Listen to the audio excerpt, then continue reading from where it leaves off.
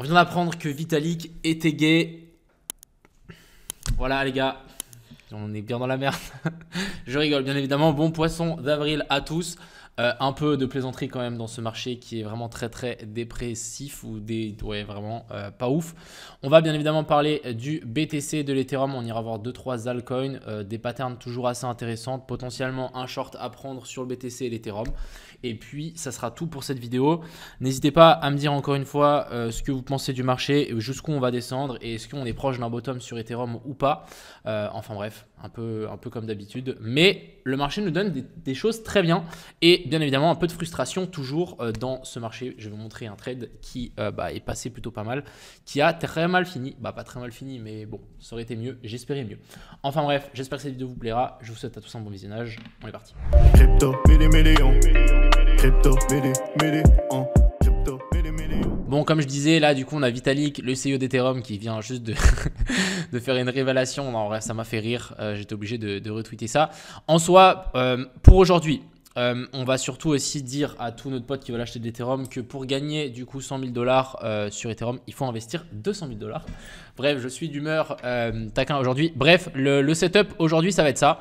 C'est la dernière remontée dans la fair value gap pour ensuite redescendre. Même chose pour Ethereum. On a toujours cette très jolie inversion structure avec un equalo ici en dessous qu'on va sans doute venir récupérer à un moment ou un autre. Alors, pour le moment, le BTC nous fait vraiment pas de cadeau. On a eu l'ouverture du marché US juste maintenant. Vous voyez qu'on est venu front run les highs. Encore une fois, donc front run du low, front run du high. Donc ça va commencer à mon avis à compresser. Moi, ce que j'aurais vraiment voulu, c'est qu'on vienne sweep donc ce high là, qu'on vienne faire une inversion structure dans la fair value gap en daily qui était placée juste ici au-dessus et ensuite qu'on descende. Pour le moment, ce n'est pas le cas. Pour le moment, on tient bien. Donc, on verra. Bon, là, on vient de chercher la fair value gap ici en H4. Donc, peut-être, je dis bien qu'on peut continuer à venir récupérer ça. Hein. N'oublions pas que ce n'est pas terminé et qu'il reste encore pas mal de temps que ce marché US reste ouvert. Donc, voilà, ça ne m'étonnerait pas que maintenant, on grimpe. En tout cas, ce serait le game plan de base. Et encore une fois, n'oublions pas, on veut une petite inversion structure. Si on n'a pas une inversion structure qui se met en place sur ces niveaux-là, ça ne sert à rien de tenter parce que bien évidemment, on peut chercher plus haut. On a d'autres zones de fair value gap plus haut. Donc, vraiment, attendez une inversion structure, attendez un setup avant de simplement bêtement shorter. Et j'ai vu sur Twitter des gens qui disaient « Ah ouais, il dit que ça va descendre, du coup, vas-y, je long. » Pour le moment, vous avez plutôt raison de long. Hein, parce que la FVG ici n'a toujours pas été touchée. Mais une fois qu'elle est touchée, une fois qu'on a une inversion structure, là, les gars, faites vraiment attention à vous parce que vous pouvez vraiment vous faire rect droit derrière. Alors ça, c'était un petit peu pour le BTC. Je vais vous montrer mon trade hyper frustrant. Non mais regardez-moi cette dinguerie. Franchement, j'arrive toujours pas à y croire. Regardez-moi le front run là. Le front run, il a été fait de environ 10 $. Trop le seum, vraiment trop le seum. On avait vraiment cette pattern qui était trop bien. En plus, je m'étais dit, vas-y, je mets pas mon TP sous le dernier plus low, le dernier low parce que peut-être on va front run. Je le mets sur ce lot là. Malheureusement, front run. Donc voilà, ça arrive, c'est comme ça, c'est la vie, c'est le trading.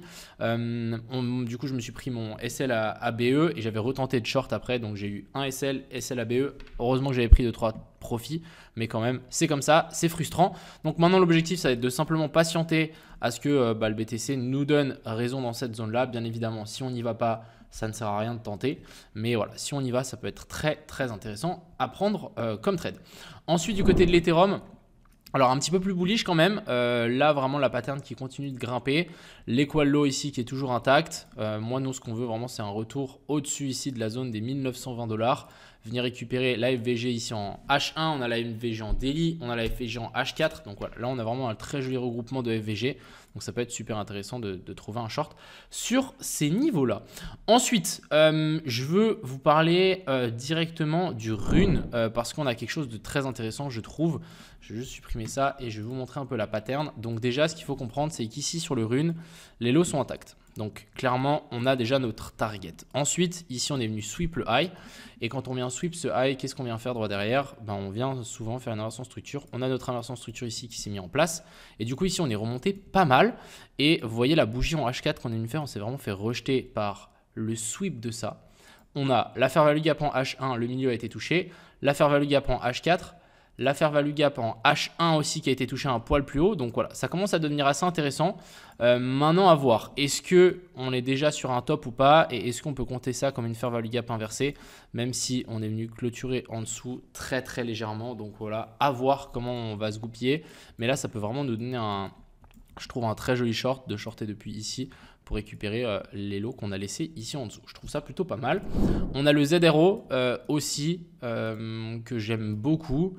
On a du coup un sweep des anciens hauts, des anciens highs, excusez-moi, et la fair value gap qu'on a laissé ici au-dessus. Ensuite, on est redescendu. Là, on nous fait un cos baissier, donc continuation de la structure qui est à la baisse. On remonte un petit peu, on vient chercher les FVG, donc on a vraiment une très jolie FVG en 12 heures. Alors je ne sais pas si on peut très bien la prendre en compte, mais elle a bien été touchée avec cette mèche. On s'est vraiment fait rejeter avec avalement de la bougie juste d'avant.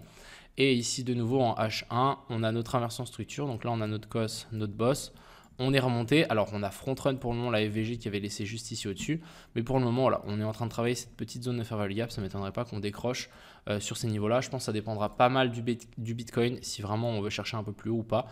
Mais pour moi, la direction est vers le bas. Je trouve le marché assez, on va dire, lourd et heavy. Il a du mal à remonter et quand on remonte, on fait directement des patterns d'inversion structure. Donc franchement, c'est pas forcément quelque chose qu'on a envie de voir. Et le fait qu'on ait laissé ces liquidités sur le BTC, etc., juste en dessous là, franchement, moi, ça me dit juste que ça va venir les récupérer. Et ensuite, encore une fois, on avisera. Pour moi, la grosse zone qui va être hyper intéressante, c'est la zone des 0,68 ici et surtout le triple tap. Donc souvent, ce qu'on fait, c'est quand on laisse un lot là, on vient le sweep et souvent, on revient retester. Donc ça fait vraiment... Alors, premier tap, deuxième tap avec la déviation et troisième tap, on revient chercher cette zone-là. Et si on fait une inversion structure ici, ça peut être une très très belle zone pour tenter un long. Bon, pour le moment, on n'y est pas. Ça peut même nous donner un très très joli RR. Parce que le stop loss, on va clairement le mettre là. Et le TP, clairement, on va pouvoir le mettre un peu plus haut. Je pense que même on peut target ça. Donc voilà, ça peut nous donner un très très joli RR. C'est quelque chose qu'il faut garder dans sa tête. Le jour où on revient là, si tout le monde a peur et on fait une inversion structure, ça peut être très très très intéressant. Pour le coup. Donc voilà un petit peu ce que je voulais vous montrer aujourd'hui. On va juste peut-être descendre un petit peu. Je voulais aller voir XRP.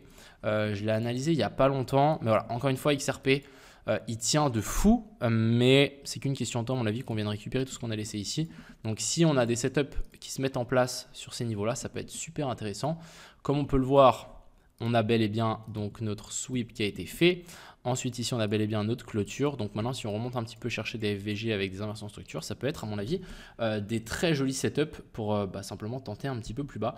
Donc, il y a clairement des choses à tester. Tiens, le CRV aussi, à mon avis, on est revenu dans une très jolie zone de short. Vous voyez qu'on est venu sweep le high. On est redescendu, on remonte, on vient chercher la FVG qu'on avait laissée juste ici au-dessus. On vient taper dedans. Donc là, pour moi, de nouveau, très joli short sur le CRV, à mon avis, à prendre. Pour target quoi ? Le lot, hein. Est-ce qu'on peut vraiment target ce lot-là? En théorie, je dirais que oui. Hein. Après, il faut quand même faire attention. On est sur des niveaux déjà très très bas. Donc, il faut faire attention de ne pas se prendre un retournement de structure assez fort dans la gueule. Donc voilà, il faut faire quand même assez attention. CRV très intéressant. Très très très intéressant. Maintenant, il faut regarder, est-ce qu'on a une inversion structure ici? Alors, on a une toute petite zone de FVG inversée. Ouais, c'est pas convaincant. Par contre, vraiment, le sweep ici est très clean. Donc en soi, c'est soit ça passe, soit ça casse. Faire un truc comme ça, c'est pas non plus genre déconnant. Venir chercher ça, voire même un peu plus bas. Ce genre de setup, ça peut se tenter. Ça peut clairement se tenter. Après, c'est vrai qu'il nous manque une petite pattern qui pourrait se mettre en vue. Mais ouais. On a des choses très intéressantes. Surtout là, on est sur des très jolis rebonds sur la plupart des alts.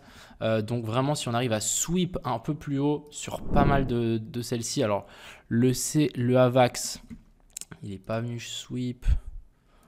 Ouais, on est dans la VG, on a une grosse plus haut. Bref, il faut vraiment surveiller. Mais on a des setups. Donc vraiment, je vais vous le redessiner, le setup de base. Comme ça, vous l'avez vraiment en tête. En gros, le marché... Alors, on va juste peut-être passer en 4 heures. Le marché, il est monté. On s'est fait rejeter par des zones de liquidité qu'on avait laissées là. On est redescendu assez vite, chercher ces lots-là. Et on a créé des grosses zones de fair value gap juste ici. Et là, on est en train de remonter dans ces zones de fair value gap dans une tendance baissière. N'oublions pas, la tendance de baissière est vraiment baissière de fond. Donc, l'objectif, ça va être d'attendre dans cette zone-là une inversion structure comme ceci. hop, dès qu'on a ça avec une touchette de la zone de fair value gap, on peut simplement target ce lot-là, voire même des lots un peu plus bas. Donc après ça, c'est à vous de voir. N'oubliez pas de prendre des TP partiels, mais voilà, ça c'est le setup et je vous dis ça fonctionne. Donc simplement maintenant, il faut patienter, il faut voir ce que le Bitcoin veut nous faire et dès qu'on a quelque chose d'intéressant, pourquoi pas appuyer sur la gâchette. Mais on a vraiment, je pense, une continuation de baissière et je pense qu'on va se reprendre vraiment un coup de pelle d'ici pas très longtemps. Donc patience et méfiance. Même chose ici, par exemple le PP. Si on revient chercher cette zone là, alors je passe en daily pour voir. Ouais, vous voyez la petite zone de FVG, on va même la mettre comme ça. On vient taper ça, pour moi, avec une inversion structure, pour moi c'est un short tous les jours. Donc on va mettre une petite alerte. Hop, et ensuite on pourra venir target tous les equal lows qu'on a laissés ici en dessous.